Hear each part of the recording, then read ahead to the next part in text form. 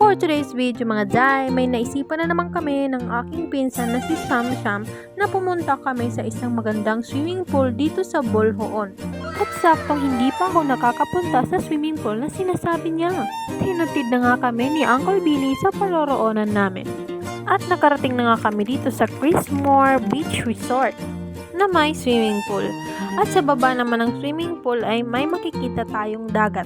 Bukod sa swimming, madalas ding tinatangkilik ang Chrismore Swimming Pool dahil sa katahimikan ng paligid at ang malamig na hangin na nagbibigay ng perpektong lugar para sa pagpapahinga.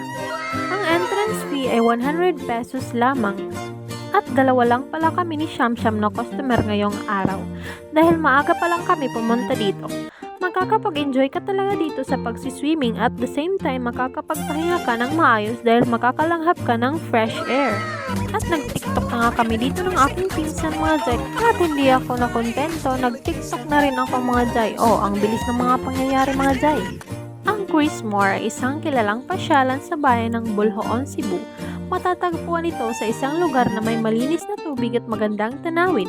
At isa ito sa popular na destinasyon para sa mga lokal at turista na nais mag-relax at mag-swimming. Pumunta naman kami dito sa dagat ng aking pinsan mga Jai. Dahil sa kalikasan nitong tahimik at hindi pa masyadong matao, maraming turista ang dumadayo dito upang makapagsaya at magpahinga sa isang lugar na malayo sa abala. Pagkatapos naming maligo ay naglakad naman kami pauwi mga Jai. And that's the end of our video mga Jai. Thanks for watching!